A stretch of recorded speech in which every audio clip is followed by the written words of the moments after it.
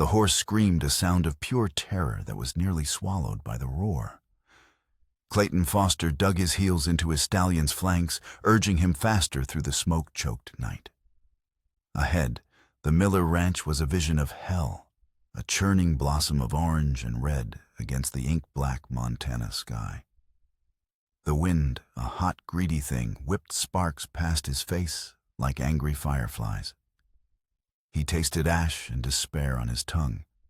He wasn't an observer.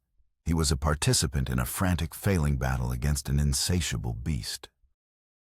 Men shouted hoarsely, their figures silhouetted against the inferno as they worked a bucket brigade from the creek, a hopelessly futile gesture. The main house was already a skeleton of flame, its roof collapsing inward with a great, whooshing groan that sent a column of embers spiraling toward the stars. The real fight was at the barn, where the panicked cries of trapped livestock mingled with the splintering crack of burning pine. "Clayton," a voice bellowed. It was Henderson from the neck spread over. "The family. They're still in the house." Clayton's heart seized. He'd seen the Millers just yesterday in Livingston. John with his easy laugh, Mary always ready with a slice of apple pie, and their two young boys who looked at Clayton's horse with wide, worshipful eyes. He veered his stallion toward the collapsing farmhouse, leaping from the saddle before the horse had even skidded to a stop. The heat was a physical blow, searing his skin and stealing the air from his lungs. "It's no use," Henderson yelled, grabbing his arm. "The front porch is gone. There's no way in." Clayton ripped his arm free, his face a mask of grim determination. He knew these houses. He knew their bones.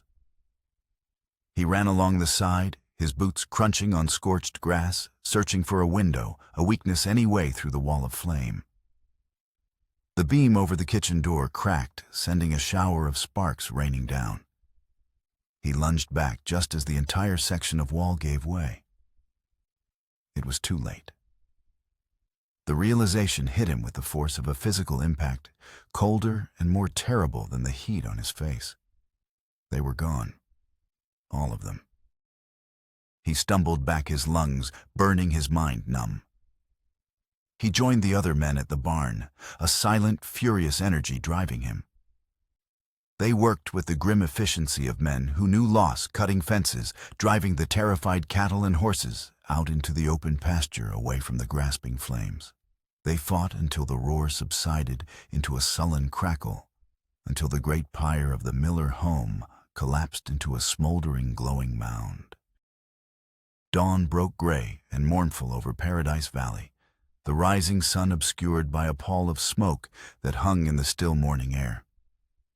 The Absaroka peaks to the east tore at the sky like jagged purple teeth, indifferent witnesses to the night's devastation. Clayton stood apart from the other men, his hands raw, his clothes reeking of soot. He sifted through the cooling debris near what was once the front door, a sick, familiar dread coiling in his gut. This wasn't a lightning strike. This wasn't a stray ember from a cooking fire. The speed, the ferocity, it felt deliberate, malevolent. His boot nudged something solid beneath a layer of ash. He knelt, brushing away the gray dust. It was the family Bible, its leather cover warped and blackened by the heat, but its core surprisingly intact. As he picked it up, the brittle spine cracked open. Tucked neatly between the scorched pages of Genesis was a single playing card. An ace of spades. The sight of it punched the air from his lungs. Time seemed to collapse the last 10 years, vanishing in a sickening rush. He was a boy again, 16 years old, standing in the cold Wyoming dawn, staring at the smoking ruins of his own family's home. He remembered the smell of burning pine, the frantic, useless efforts of neighbors, the terrible silence that came after. And he remembered the single object the sheriff had found in the rubble, the only thing not consumed by the flames, a scorched ace of spades, a symbol he hadn't understood then, but which had become the emblem of his unending guilt. He had been careless. He had left a lantern burning in the barn, after a late-night ride. That's what he had always told himself. That's the story that had eaten away at his soul for a decade, driving him to build this new life, this penance, in a valley he'd named Paradise as a bitter joke to himself. But this card? This was no accident. This was a message. The fire that had orphaned him and the fire he had carried as his own sin was not his fault. It was murder. And the murderer was here in his valley, speaking a language of flame and ash that only Clayton Foster could understand. The cold dread in his gut solidified into something harder, something heavier, a promise. He would find who did this, not just for the Millers, but for the ghosts that had haunted him for 10 long years. 2 weeks later, the stagecoach from Cheyenne rattled into Livingston, kicking up a cloud of alkali dust that shimmered in the late afternoon sun. Zara Thornton stepped down into the bustling street, clutching her reticule with a hand that was steadier than she felt. The town was a raw, energetic collection of false-fronted buildings huddled along the Yellowstone River, a far cry from the manicured avenues of Boston. The air smelled of dust horse, and the sharp, clean scent of ponderosa pine carried on the breeze from the surrounding hills. She was the new schoolteacher, a 23-year-old spinster by Boston standards, seeking not just a position, but a new geography for her life. Her inquiries led her to the boarding house of a Mrs. Gable, a woman whose welcoming smile didn't quite reach her worried eyes. "We've been expecting you, Miss Thornton," the woman said, showing Zara to a small but tidy room. "The school board is very pleased you've arrived. With all the troubles, folks are looking for a bit of normalcy for their children." "Troubles?" Zara asked, placing her hat on the bed. Her journey had been uneventful. She'd heard no news of local disturbances. Mrs. Gable wrung her hands, a nervous tic Zara had already noted. "Oh, just things. The fire out at the Miller place a couple of weeks back, a terrible tragedy. And little things. A homesteader's well gone sour overnight. Another's fence cut, letting his stock wander.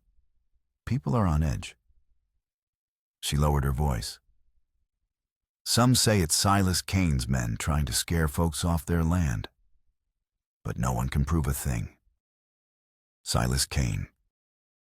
"The wealthiest man in the valley," Mrs. Gable explained. "Bought up the old McGregor spread and has been expanding ever since. He's a charmer, mind you, always talking about progress and community. But a shadow follows that man." The name stuck with Zara. Over the next few days, as she met with the school board and prepared her small one-room schoolhouse, she heard it again and again. Kane had donated the lumber for the new church. Kane was offering top dollar for land. Kane's men were a rough bunch, but they kept to themselves. He was an enigma, a man praised and feared in equal measure.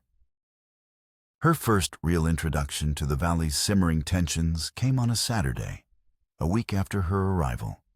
She had taken a walk along the creek that bordered the town, a book in her hand, enjoying the brilliant blue sky and the vastness of the landscape. As she rounded a bend, she saw a small group of men gathered near a narrow wooden bridge. A wagon laden with supplies was tilted at a precarious angle, one of its wheels caught in a deep rut at the bridge's approach. The homesteader, a gaunt man with a face etched by worry, was arguing with two hard-faced men on horseback. "I'm telling you that rut wasn't there this morning," the homesteader insisted, his voice cracking with desperation. "Someone dug it out." One of the riders, a burly man with a scar bisecting his eyebrow, laughed. "The rain washed it out, old man. You should watch where you're driving." He gestured to the land around them. "This is hard country. Too hard for some." Zara's sense of justice bristled. It hadn't rained in days. She was about to step forward when another rider approached from the opposite direction. He was tall, with broad shoulders and a quiet authority that was palpable even from a distance. He moved with an economy of motion, dismounting in a single fluid movement. "What's the trouble here, Henderson?" the newcomer asked, his voice low and even. The homesteader's face flooded with relief. "Clayton, these men are trying to tell me I'm imagining things. This rut, it's sabotage, plain and simple. And my boy, his leg is pinned under the wagon seat." Clayton Foster's gaze, a cool, penetrating gray, shifted to the two riders. He didn't raise his voice. He didn't make a threat. He simply looked at them, and in that look, Zara saw a depth of cold resolve that was more intimidating than any overt display of anger. "You heard the man," he said. "His son is hurt. You can either help or you can ride on." The scarred man bristled, but his companion placed a hand on his arm, shaking his head. They exchanged a dark look, then wheeled their horses around and galloped away without another word. Clayton turned his attention to the wagon. Zara, who had moved closer, could now see the pale, sweat-slicked face of a young boy, his leg trapped by a shifted crate. "Hold on, son," Clayton said, his voice now gentle. He assessed the situation with a practical eye. "Henderson, we need to lift. On 3. Zara didn't hesitate. "I can help," she said, stepping forward and finding a handhold on the wagon's side. Clayton glanced at her, a flicker of surprise in his eyes. He gave a curt nod. "All right. 1, 2, 3. They strained together, the wood groaning in protest. For a moment, it didn't move. Then, with a collective heave, the wagon shifted just enough for Henderson to pull his son free. The boy cried out in pain, but his leg, though bruised and scraped, was not broken. As Henderson tended to his son, Clayton turned to Zara. "Thank you, ma'am. That was unexpected. A teacher's duty is to help where she can, Mr. Foster. Clayton Foster." He extended a hand, his grip firm and calloused. "And you're Miss Thornton, the new schoolteacher." "You seem well informed," she said, a small smile touching her lips. "Small Valley," he replied, his own mouth barely twitching in response. He was a man who used words sparingly, as if each one had a cost. He looked from the deliberately dug rut to the direction the two riders had gone, and a shadow passed over his face. "You should be careful out here alone, Miss Thornton. Not all the dangers in this country have 4 legs." He helped Henderson lever the wheel from the rut and repair it enough to get the wagon back to his homestead. Zara walked beside Clayton as he led his horse back toward town. She found herself intrigued by this quiet, capable man. There was a profound sadness in his eyes, a stillness that suggested a history he kept locked away. "Those men," she began, "Mrs. Gable said they might work for Silas Kane." Clayton's jaw tightened. "They do." He offered no more, his silence a wall she couldn't penetrate. Their paths crossed more frequently in the weeks that followed. Clayton would ride into Livingston for supplies, his timing often coinciding with the end of her school day. He would nod a polite greeting, his gaze lingering for a moment before he moved on. Zara found herself looking for him, anticipating these brief, wordless encounters. The valley's troubles continued. A small fire, quickly extinguished, damaged a grist mill. A farmer's prize bull was found dead, with no obvious cause. Each incident was small enough to be explained away as an accident or bad luck. But a pattern was emerging, a slow, creeping campaign of attrition. And always whispers of Silas Kane's name followed in their wake. Zara, with her methodical academic mind, began to keep a small journal, noting the dates, locations, and nature of the incidents. She couldn't shake the feeling that she was looking at a coordinated effort, a puzzle waiting to be solved. Her inquiries, however, were met with nervous glances and evasive answers. The people of Paradise Valley were afraid. One Saturday, She rode out toward the foothills, determined to map the locations of the accidents. She found herself near a section of land marked on her map as the Sunrise Ranch. A modest but well-maintained house stood nestled in a grove of cottonwoods, with sturdy corrals and a large barn. As she watched the man himself, Clayton Foster emerged from the barn, leading a powerful black stallion. He moved with the quiet confidence of a man completely at home in his world. He spotted her on the rise, and after a moment's hesitation, he swung into the saddle and rode toward her. "Miss Thornton," he said, his tone unreadable as he reined in his horse, "you're a long way from town." "I enjoy exploring, Mr. Foster," she replied, her heart beating a little faster than the gentle ride warranted. "Your ranch is beautiful." "It's a lot of work," he said, his gaze sweeping over the land, with a mixture of pride and weariness. "Something I can help you with." She decided on directness. "I've been making a record of the incidents in the valley. The fire, the spoiled well, the dead bull. When you map them, they form a clear perimeter around one large block of land." Clayton's expression didn't change, but she saw a new alertness in his eyes. "Whose land?" "Silas Kane's," she said softly. He was silent for a long moment. That's a dangerous conclusion to draw out loud. "Is it an incorrect one?" she pressed. "It's one that lacks proof," he countered. "And in this valley, proof is all that matters. Accusations get people hurt." His eyes met hers, and for the first time, she saw a flicker of the fire within him, a deep, banked anger. "Go home, Miss Thornton. This isn't your fight." "The Henderson son is my student," she retorted. "The man whose mill burned is on the school board. This affects the entire community. That makes it my fight, too." His gaze held hers, a silent battle of wills. Finally, a hint of something respect perhaps softened his features. He gave a slight nod. "Be careful," he said again, and this time it sounded less like a dismissal and more like a genuine warning. He turned to ride away, but Zara called after him.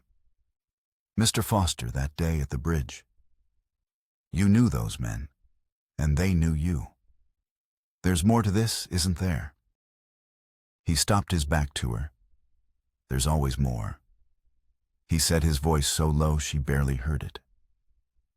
He rode back to his barn without another glance, leaving Zara alone on the hillside, more certain than ever that the key to the valley's troubles lay hidden behind the sad, guarded eyes of Clayton Foster. Her investigation led her to the county records office, a dusty, neglected room in the back of the land registrar's building. She spent hours poring over old deeds and property maps, tracing the ownership of land in the valley back decades. She discovered that Silas Kane had arrived 5 years prior, buying the large McGregor spread for a surprisingly low price after the family had been plagued by a series of misfortunes, a barn collapse, a cattle sickness, a drought that seemed to only affect their section of the creek. It was a familiar story. As she cross-referenced the McGregor deed with older territorial surveys, she found a name she didn't recognize listed on an adjacent, smaller plot: Elias Kincaid. The Kincaid homestead had been absorbed into the McGregor property 30 years ago. Curious, she searched for more records on the Kincaids, but found nothing. It was as if the family had vanished. That evening, a social was held at the new church, a rare opportunity for the scattered residents of the valley to gather. Zara attended, hoping to glean more information from casual conversation. She was standing near the refreshment table when a smooth, cultured voice spoke beside her. "Miss Thornton, I presume, the intellectual light of our humble valley."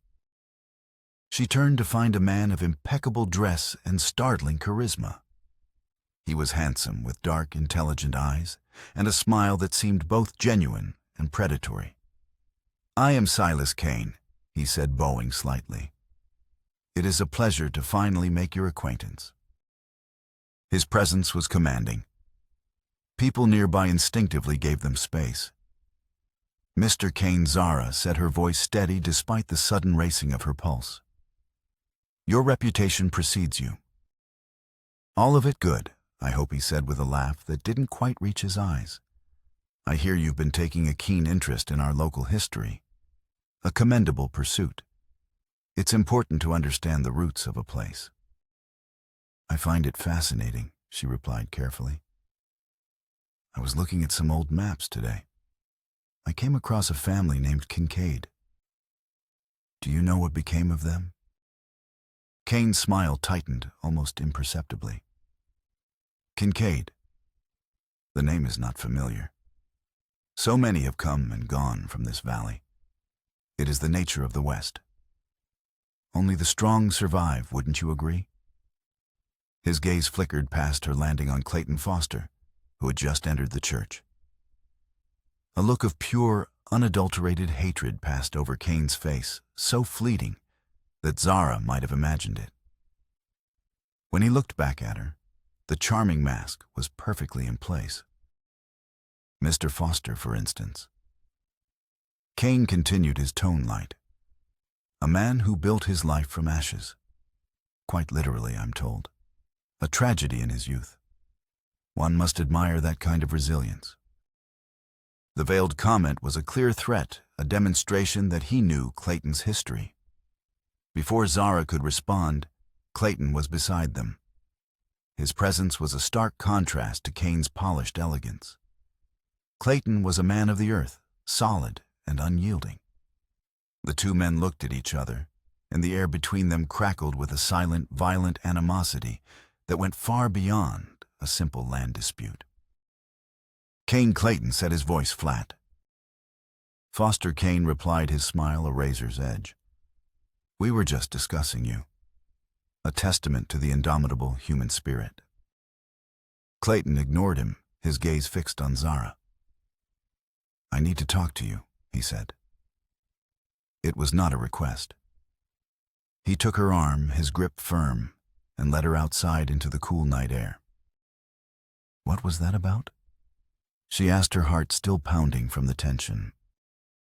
That was you getting too close to the fire, he said grimly. I told you to be careful. Kane doesn't make idle conversation. Every word is a move on a chessboard, and you just let him know you're a player. He knows about your past, she said. He mentioned the fire at your family's home.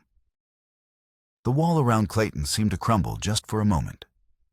The pain in his eyes was raw and deep. What I am, what I've done, is because of that night, he whispered, his voice rough with emotion. I carry it with me every day. He looked at her, his expression desperate. Stay away from him, Zara. I won't see anyone else get hurt because of me. It was the first time he had used her given name. The vulnerability in his voice, the raw fear for her safety, broke through her defenses. In that moment, she saw past the stoic rancher to the wounded boy he still carried inside him. All right, Clayton, she said softly, placing her hand on his arm. But you don't have to carry it alone. He looked down at her hand, and then back to her face, a silent, powerful connection passing between them. The world seemed to fall away, leaving only the two of them standing under a canopy of brilliant stars. The moment was broken by the sound of approaching riders. Joseph, Clayton's foreman, galloped up, his face grim in the moonlight. Clayton, you need to come. It's the Henderson place. Their barn's on fire. The words were a bucket of ice water. Clayton was already moving, swinging into his saddle. He looked down at Zara, his face a mask of cold fury. It started again, he said. Then he was gone, a dark shape disappearing into the night, riding once more toward the flames. Zara returned to her boarding house, her mind reeling. Kane's veiled threats, Clayton's anguish, the fire at the Hendersons, it was all connected. The key, she felt, was the Kincaid family. That night, unable to sleep, She lit a lamp and pulled out the small journal where she kept her notes. She stared at the name, Elias Kincaid. Elias, Silas. The similarity was striking. A coincidence or a clue? She remembered Cain's fleeting look of hatred toward Clayton. This wasn't just about land. This was personal. This was a vendetta. She had to find the link, the event that had tied these two men together in a silent, deadly war. Her search took her to the neighboring county where the records were more complete. After a full day of searching through brittle handwritten census logs from 30 years ago, she found it. A listing for the town of Black Creek, Wyoming. Two families living on adjacent plots of land are the Fosters William Mary and their son Clayton, age 16. And next to them, the Kincaids, John Elizabeth, their son Silas, age 17, and their daughter Sarah. Her blood ran cold. Silas Cain was Silas Kincaid. He had grown up next door to Clayton, and Black Creek, Wyoming was the town where Clayton's family had died in that tragic fire. She found the official report on the fire, a brief, dispassionate account filed by the local sheriff. 2 homesteads destroyed. The Foster family perished. The Kincaid family, save for the son, Silas, also perished. The cause was listed as accidental, likely originating from a misplaced lantern in the Foster barn. The sole survivor, Silas Kincaid, had been found wandering in the woods days later, suffering from shock and smoke inhalation. He had been sent to live with distant relatives back east. It wasn't a vendetta over land. It was revenge. Silas believed Clayton was responsible for the fire that had destroyed both their families. And he had returned under a new name, with wealth and power, to systematically destroy the life Clayton had built, to make him suffer as Silas had suffered. She raced back to Paradise Valley, the pieces of the puzzle clicking into place with horrifying clarity. The accidents, the intimidation, the fires, it was all a twisted reenactment of the original tragedy, a slow, torturous campaign designed by a mind consumed by decades of grief and hatred. And at each site, she now realized there must have been a sign, a marker that only Clayton would understand. A scorched ace of spades. As she rode toward the Sunrise Ranch, a sense of urgency propelled her forward. She had to warn Clayton. He was facing a ghost from his past, a man whose motivations were far deeper and more dangerous than he could imagine. She found him in the barn, his shoulders slumped in exhaustion. The Hendersons' barn had been a total loss, though they had saved the livestock. "Clayton," she said, her voice breathless. "I know who he is." He looked up, his face haggard. "Silas Cain is Silas Kincaid," she said, the words tumbling out. "He was your neighbor in Black Creek. He survived the fire, Clayton. He blames you. He's been tormenting this valley to get to you." Understanding dawned on Clayton's face, followed by a wave of shock and disbelief that quickly hardened into grim certainty. It made a terrible, perfect sense. The familiar phrases Cain used, the way he looked at him, the ace of spades left at the Miller Ranch. It was a message from the grave. He's recreating it. Clayton said, his voice a low whisper. He's taking everything from my neighbors, just like he thinks I took everything from him. Before they could decide on a course of action, the sound of hoofbeats echoed in the yard. The sheriff, a portly, indecisive man named Blevins, rode up with 2 deputies. Clayton Foster Blevins announced, his voice unnaturally loud. "I have a warrant for your arrest." "Arrest?" Zara cried. "For what?" "For the arson at the Henderson place," the sheriff said, avoiding Clayton's gaze. "And for rustling cattle from the Cain Ranch. We found the branding irons in your tack shed, Foster, and Henderson's neighbor swears he saw you riding away from the fire. It was a frame-up, perfectly executed." Kane had anticipated that Clayton would be the first to respond, creating a convenient witness. He had planted the evidence. "This is absurd," Zara said, stepping in front of Clayton. "He was with me when he heard about the fire." "I'm sorry," Miss Thornton Blevins set his hand on his pistol. "My witness saw him. The evidence is clear. Don't make this difficult, Foster." Clayton looked from the sheriff's determined face to Zara's desperate one. He knew fighting would be useless. Kane had the law on his side. He gave Zara a look, a silent message of reassurance, and raised his hands. "I'll come peacefully, Sheriff." As the deputies put him in irons, Clayton's mind raced. Kane wouldn't stop here. This was just a move in the game. What was the next step? His eyes widened in sudden dawning horror. The schoolhouse, a building full of children, the ultimate unthinkable target. He tried to warn the sheriff, but Blevins dismissed it as the ravings of a desperate man. As they led him away, Clayton locked eyes with Zara. The school he mounted silently. The children. Zara understood immediately. While the law was focused on Clayton, Kane would be free to make his final, devastating move. She watched them ride away, a cold terror gripping her. The fate of the valley's children rested on her shoulders. As the dust from the sheriff's posse settled, Zara's mind worked with feverish clarity. Kane wanted to complete his terrible symmetry.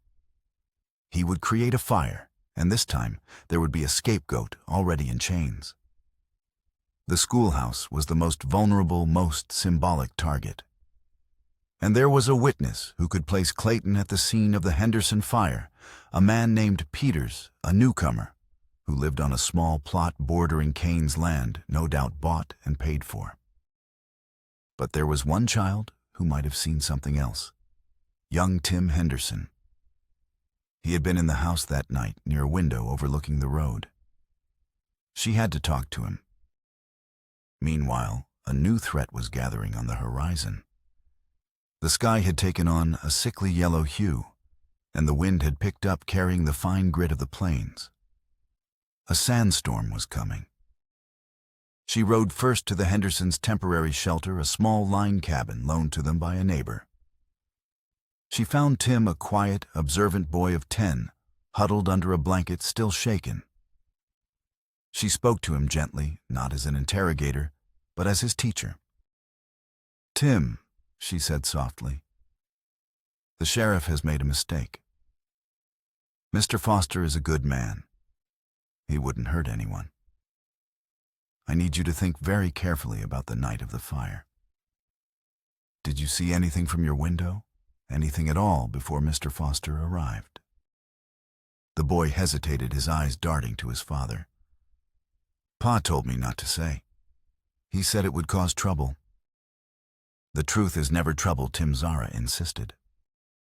I saw another man," Tim whispered. "Before the barn started burning, he was on a big fancy horse, a gray one. He dropped something near the woodpile. Then he rode away fast. A little while later the fire started. Then Mr. Foster came. A gray horse." Zara's blood ran cold. Silas Kane rode a magnificent gray stallion, the finest horse in the valley. "And did you see the man's face?" Tim shook his head. It was too dark. But he was wearing a fancy coat, not like a rancher. It was enough. It was a start. She raced back to town, the wind now whipping her hair across her face. The storm was getting closer. She found Joseph at the livery, preparing to ride out to the ranch. "Joseph, I need your help," she said quickly, explaining what Tim had seen. "Kane is going to make his move soon, and the storm will be his cover. He'll go after the school. We have to get the children out." Joseph's weathered face set in grim lines. He trusted Zara, and he trusted Clayton. "I'll round up a few of the hands who are loyal to Clayton. We'll meet you at the schoolhouse." The storm hit with sudden blinding fury. The world dissolved into a howling vortex of sand and wind. Visibility dropped to near zero. Zara pulled her bandana over her face, urging her horse forward through the maelstrom. She reached the schoolhouse just as the first of Cain's men arrived. They weren't expecting resistance. Joseph and 3 loyal ranch hands met them emerging from the swirling sand like ghosts. The fight was a chaotic, desperate affair of fists and gun barrels in the blinding storm. Inside, Zara barricaded the door, herding her terrified students into the small cellar beneath the floorboards. At the jail, Clayton felt the storm's power as sand blasted against the small barred window. He knew with a certainty that chilled him to the bone that Cain was using this storm.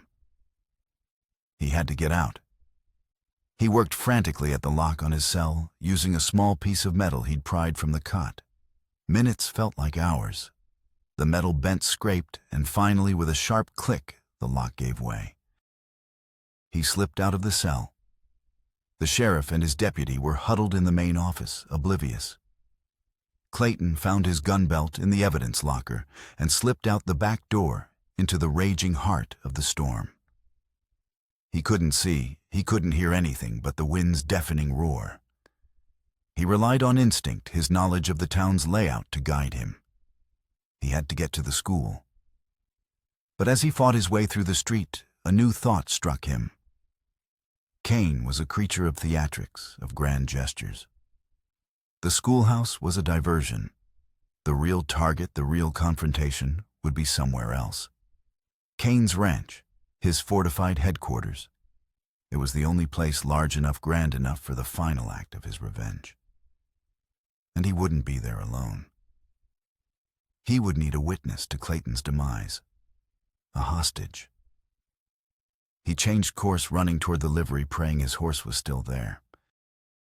Cain was not at the school. He was in his opulent office, the fine furniture covered in a layer of grit, the howl of the wind a symphony outside his window.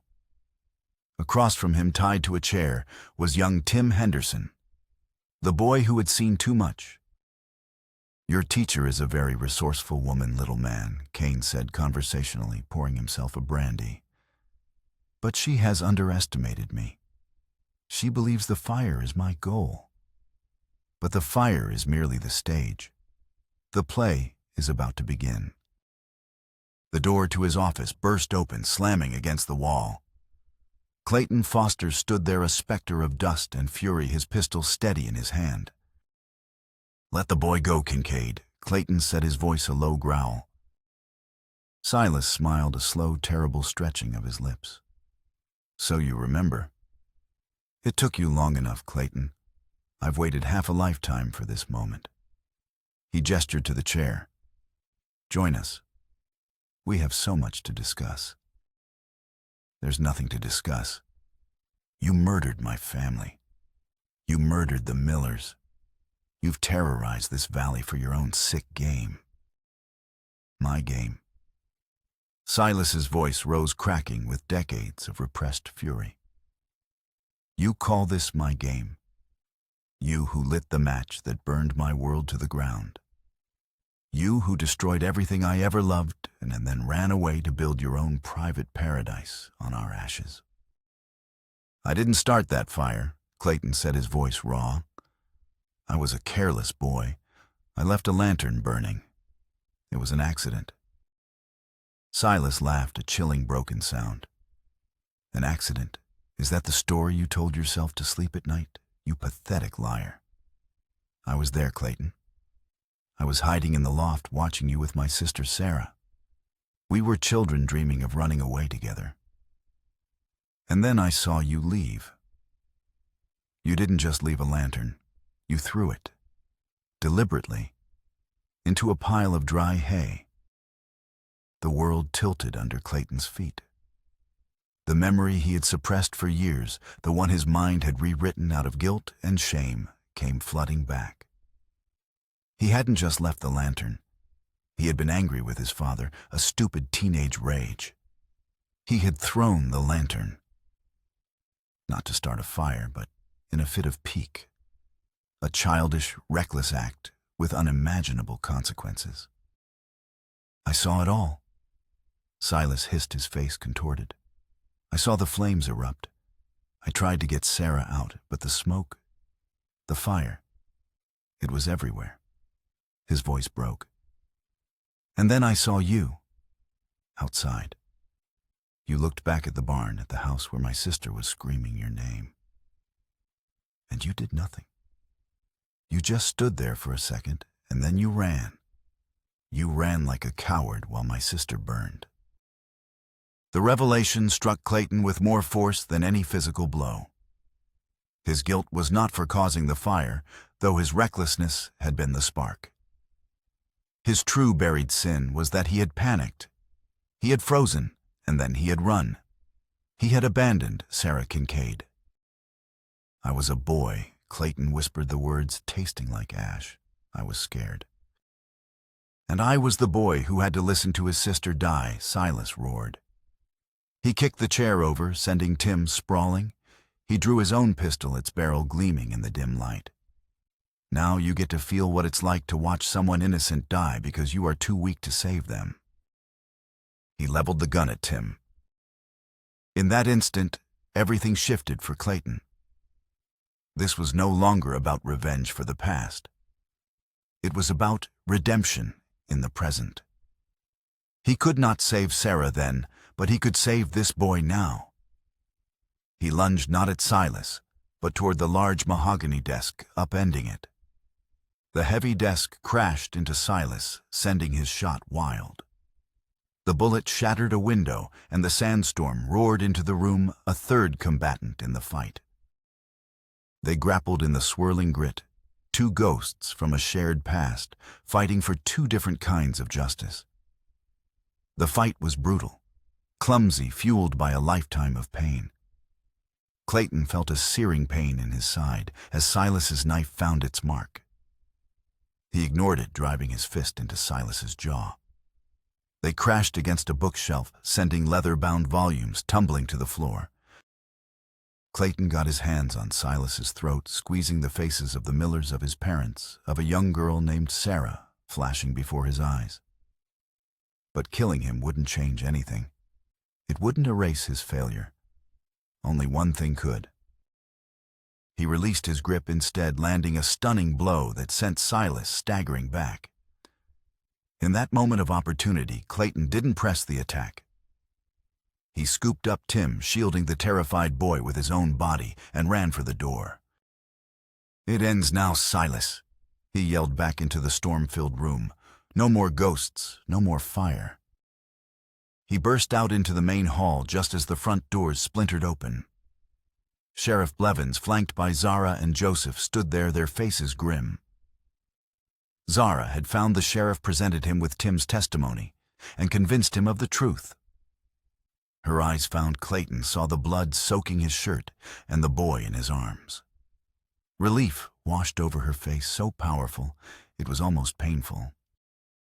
The sandstorm began to subside as quickly as it had arrived, the wind's howl diminishing to a mournful sigh. The yellow sky softened to a bruised purple. In the calm aftermath, the law took over. Silas Kincaid, a broken man robbed of his final dramatic act, was taken into custody. His empire of fear, built on a foundation of lies and grief, crumbled into dust. Clayton, his side stitched and bandaged by a grateful town doctor, sat with Zara on the porch of her boarding house as the first stars appeared in the clean-washed sky. He told her everything. About the thrown lantern, the teenage rage, and the cowardice that had haunted him far more than any misplaced guilt. "I didn't cause the fire, not with intent," he finished, his voice heavy. "But I didn't try to stop it. I ran." That's what he could never forgive. Zara took his hand, her touch gentle but firm. "You were a child, Clayton. A terrified child faced with an unimaginable horror. What you did tonight, saving Tim, that is the man you are, not the boy you were." In the weeks that followed, Paradise Valley began to heal. The truth came out, and the community, shamed by their rush to judgment, rallied around Clayton. Henderson and the other homesteaders whose lives had been disrupted by Kane's schemes were offered support and restitution from Kane's seized assets. Joseph was lauded for his loyalty and bravery. Life began to find its new, quieter rhythm. But for Clayton, one final act of closure remained. One morning, he rode out with Zara not to his ranch, but to the smoking ruins of the Miller place. He sifted through the debris until he found what he was looking for, a single fire-blackened brick from the hearth, the heart of the home. Their final stop was a plot of land on a gentle rise overlooking the valley. The townsfolk were already there, clearing the ground, laying the foundations for a new, larger schoolhouse. It was a community project, a symbol of their shared future. Clayton walked to the newly laid foundation wall. He looked at the brick in his hand, a relic of a past defined by fire and loss. Then he looked at Zara, her face full of love and hope, and at the community working together to build something new. He bent down and carefully placed the salvaged brick into an open space in the foundation, cementing it into place. He was no longer burying the past. He was building upon it. The memory of the fire would not be an anchor of guilt, but a cornerstone of his new life, a reminder of the cost of recklessness and the redeeming power of courage. He straightened up his hand, finding Zara's.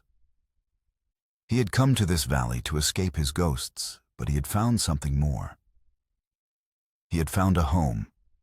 He had faced his past, and in doing so had finally earned his paradise.